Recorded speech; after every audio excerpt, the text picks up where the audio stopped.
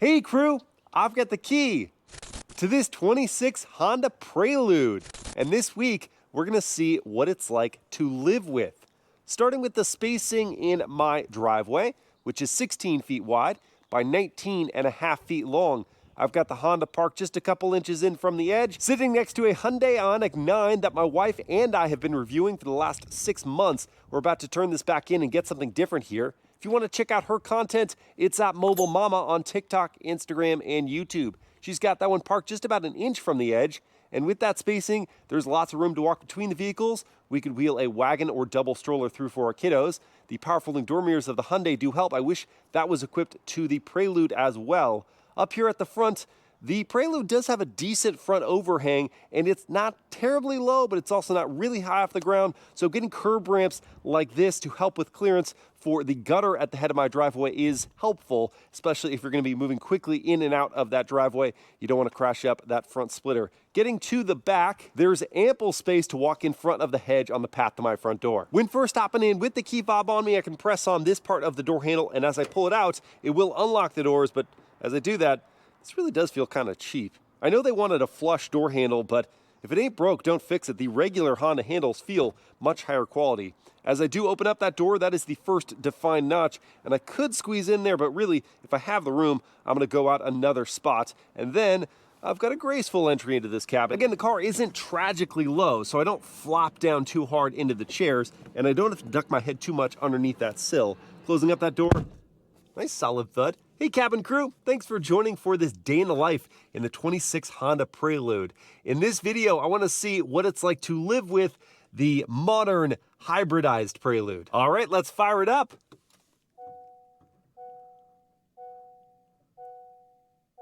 Apart from those welcome chimes, the vehicle is starting silently in EV mode, and that's going to make your neighbors happy or your spouse who's still sleeping if you've got an early morning commute. Before we head out, I do, of course, need to throw on my seatbelt. And I also want to show you where I'd place the items I bring with me every day, like my iPhone, which is sitting on this wireless charging pad, and there's a little room around that for a larger phone than my 17 Pro. My GoPro accessory case is taking up this entire opening. It looks like it was made for it. That happens to be where the cup holders go. So once I have a beverage, this is going to have to be ejected. Inside the console, there isn't a lot of room, but I did fit a couple snacks, my slimline wallet, and my Ray-Ban Meta sunglasses. Inside the door pocket, I couldn't fit my 32-ounce metal water bottle, but I did fit this 18-ounce bottle, and then I have my Racebox 0 to 60 timer just to the side of that. So you can find spots for just about everything, at least temporarily, but big items are going to be difficult. Now let's head on out of here. So I'm going to put it into drive and then release the parking brake. I will roll on forward and making sure I am clear of passing traffic. I am. I'm going to turn that wheel and easily make it past my neighbor's basketball hoops on my way out.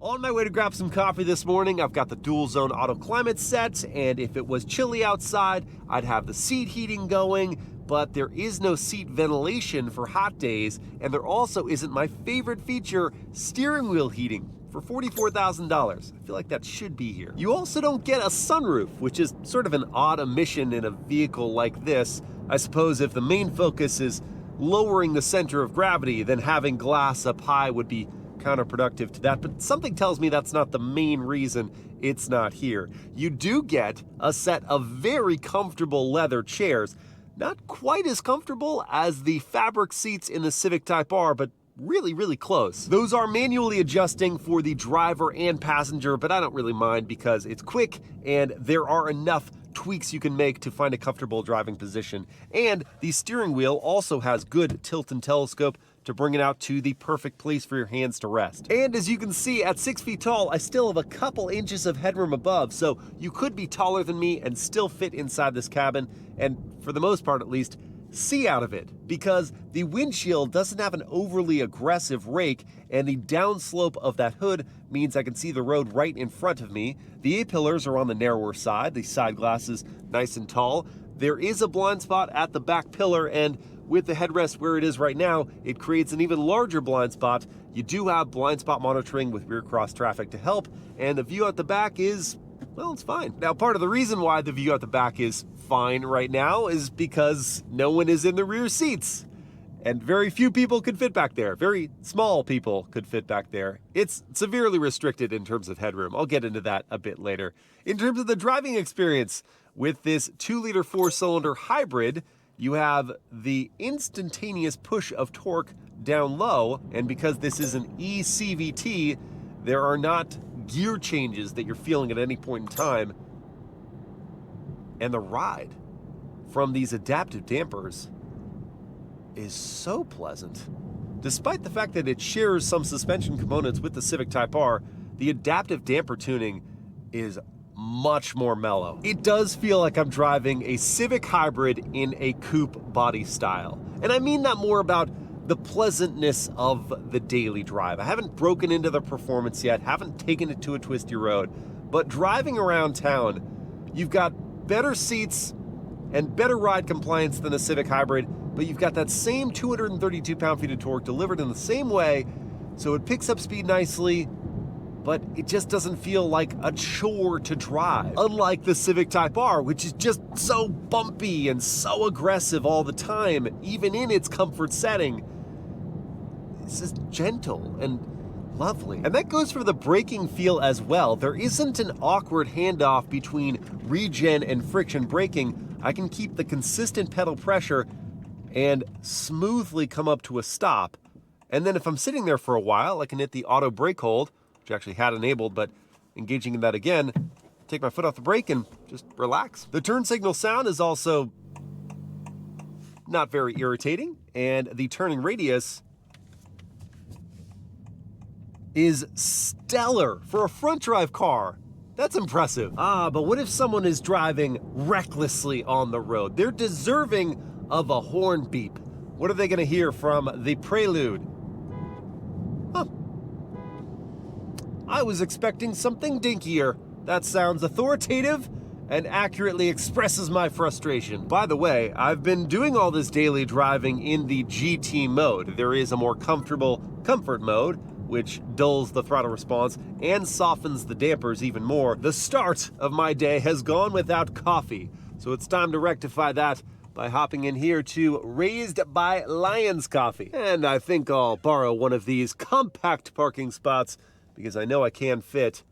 Let's back on in, pulling back on reverse, prompts a kind of a grainy backup camera. It does take over the whole screen, and you do have trajectory lines. At night, the resolution is not as good. And with the side view mirrors and that camera, I can easily find the center of the space, scoot on back before the parking sensors chime in to tell me to call it queues. Let's get some coffee. All right, delicious decaf coffee has been acquired. Before I hop back inside and hit the road, though, I want to talk about the styling of the Prelude, and it just so happens that I'm parked next to a Honda Civic Coupe, which ended production in 2020, and people are saying, you know, this is really just a Civic Coupe, it's not a Prelude. But looking at the two of them side to side, this is a significantly better looking vehicle. It may not be all that much larger, but it's lower, it's sleeker. I love the front end styling. It's not overdone.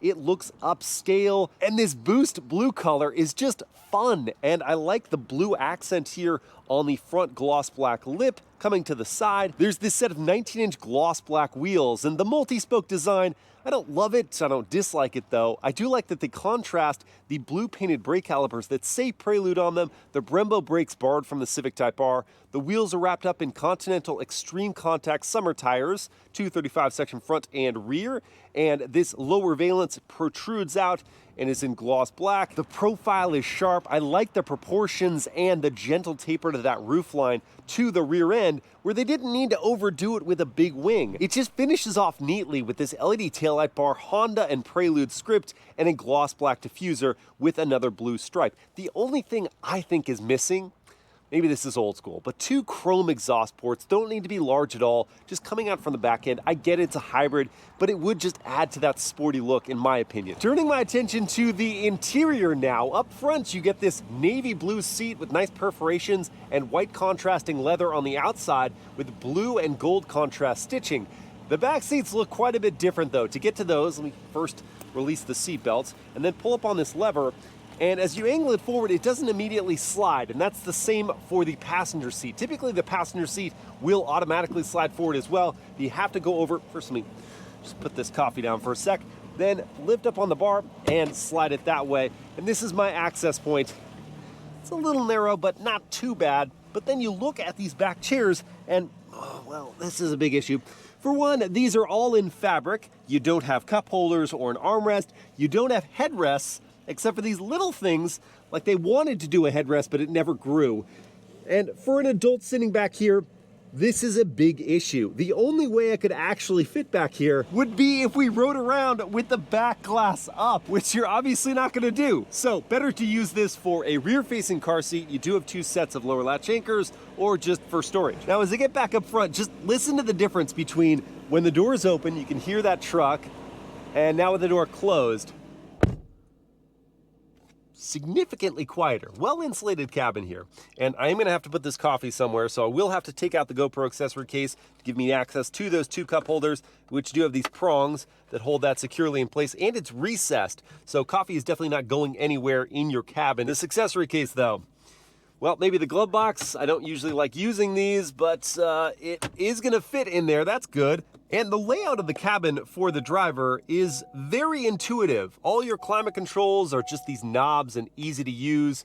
And then your infotainment screen has these physical buttons for home and back to easily navigate it, and then it's quick responding. It does have Apple CarPlay and Android Auto as well, along with this physical volume knob, which I love to see, and this seat controller. But that's all standard Civic stuff. The upgrades for the Prelude is this soft touch dashboard with a contrast stitching and Prelude stitched over on the passenger side. This is still injection molded. The steering wheel has this nice leather wrapping with blue stitching on the inside and a flat bottom, along with a suede center marker and these metal paddle shifters, which don't just work the simulated gear shifts in S+, but they also operate the regen braking function. Still the same digital gauge cluster like the standard Civic and the same materials up high. But then it moves into black leatherette for the insert and white leatherette with good padding for your armrest. And that same material is repeated here on the console around your drive modes and gear selection, and then even up here on the armrest with the contrast stitch pattern that you saw on the seats. And these touches do help elevate it, except for the rear seats, while giving it that same intuitive feel of the Civic. Now we need to answer the question of whether the performance is worth the extra money for the Prelude. So first, let's go into the sport drive mode and just put my foot in it.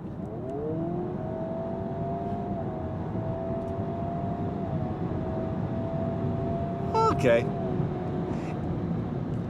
It's fine. It's not slow, but it's also not quite into the category of fast. But I've driven vehicles that weren't fast, that were still involving. The problem with the Prelude is, well, the sound,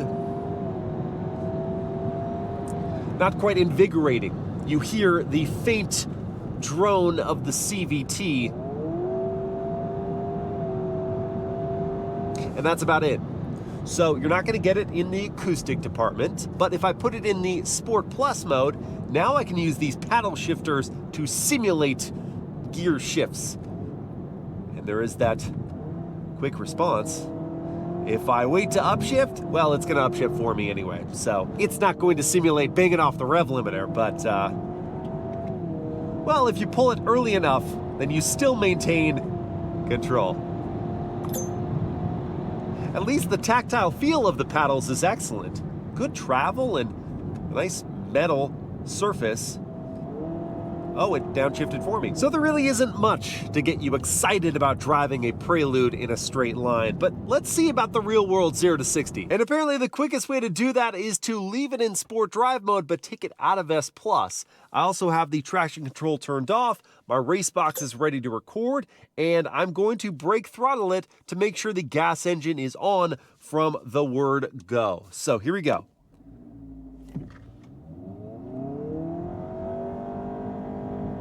The CVT. And there's 60 in 6.71 seconds. So about as quick as a manual Civic Si. That's fine. Fortunately, that's not where the Prelude's performance story stops. It's actually where it starts, because when you get this car to a curvy road, that's when it comes alive. All that grip of the front end thanks to the engine placement and these sticky summer tires just feels glued. And with the Brembo brakes from the Civic Type R and the dual axis strut front suspension also borrowed from that car, it's so maneuverable. You can carry loads of speed, get on those brakes, and then just trail them off a little bit, use the front end as a rudder, pointing you where you want to go. And with the delicacy of Honda steering, all of this is so controllable.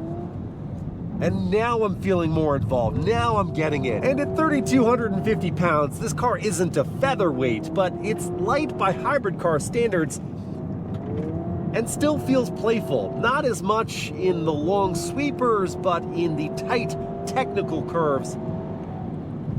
It's lively and fun. You're just sometimes waiting between those curves. Oh, there it is. Now we're cooking. Executive summary. The setting for your drive in the Prelude is more important, is a bigger factor for extracting enjoyment from it than with some of its competitors. You'll appreciate driving this car more around town than you would a Toyota GR86, just as an example. But in a standardized performance context, you may not love it quite as much unless you're on a road that is perfectly suited to the Prelude's proclivities. Today, let's test the practicality with a Costco run to benefit the charity Families Forward. Prepare ye Prelude for a very full cart. Will all of this wedge within the hatch? The great news about a hatchback is that it's easy to load in from all parts of the back end. And in the case of the Prelude, the opening isn't super wide, but it is very recessed, so there's good storage space and cutouts within for more room. Before I start to load, I'll point out that there is a false floor, but I have no idea what's supposed to fit in there. And the one downside with a hatchback is that there's all this distance between the trunk and the back of the car. So if you do have to lift in heavy items, as you lean over, it could put some strain on your lower back. All right, let's see how much of this we can get through without needing to fold down the rear seats. The answer is a lot, but not quite enough to get the job done. So I will need to split fold these seats, which can't really fit people anyway. So I'll take down the bigger side to complete the job. That is everything. And with this seat up, you could still have a car seat back there. Moment of truth, it fits. Whee! Now, after returning my cart like a responsible shopper, I can confirm that the Honda Prelude is Costco approved with 3 out of 5 seats. Now, as I head to drop these items at Families Forward, I want to see about the passing power here on the highway, so I'll hit it up into Sport, indicate, and move. That's one lane. Once again, that'll work. A little planning required for certain maneuvers, but it'll get you out of a pinch for sure. And once I have arrived here, I'll go back into GT and quiet up to listen for the cabin volume.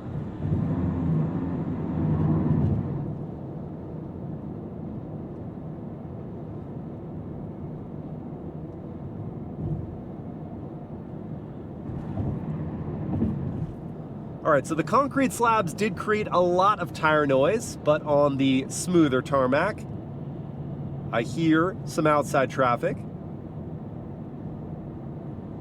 Faint whistling of wind noise, but on the whole, not bad. I could commute in this and stay relaxed. And as I was commuting, I'd have some driving assistance features, so I will set that here, and it's going to maintain a gap to the vehicle in front of me without me needing to touch the throttle or brake. And there is also steering assistance that'll help me track the center of the lane. It's not hands-free highway driving. I'm just taking my hands off to demonstrate that it is going to hold that center marker. And these features, especially adaptive cruise, but this one as well, is helpful if you're in heavy traffic every day, reducing the exhaustion of a commute. Along your drive, you can listen to some music, and there is a standard Bose sound system equipped, so we'll listen to that via the wireless Apple CarPlay. Good response. Finding my song of choice here. There we go. Then using the physical volume knob, can turn it up Not sure what 100% output looks like, but it's about enough volume. Oh, actually a little too much. Turn it down a bit.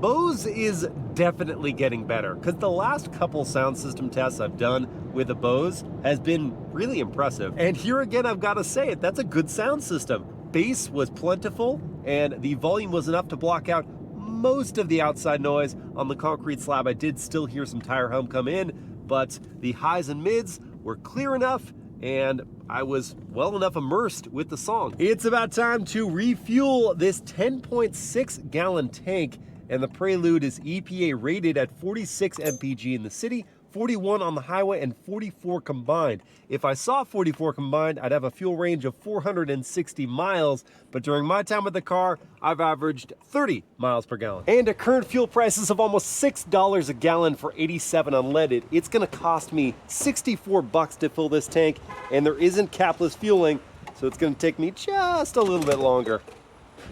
Well, crew, at the beginning of this video, I pondered what it would be like to live with a modernized, hybridized version of the Honda Prelude. And after quality time spent behind the wheel, I'm convinced of its livability, but less so convinced of its sports car-ness. The daily drive is excellent, thanks to extra comfy seats, a compliant ride, and super fuel efficiency. It's also a looker with a sleek profile and tidy design. Inside, they're premium touches, but the back seats are sort of an afterthought. Fortunately, they do fold down to provide more cargo space under the very useful hatch. When in need of passing power, the Prelude is just peppy enough to get the job done, but the CVT drone is not exciting, and the S Plus shift simulation doesn't allow for full manual control.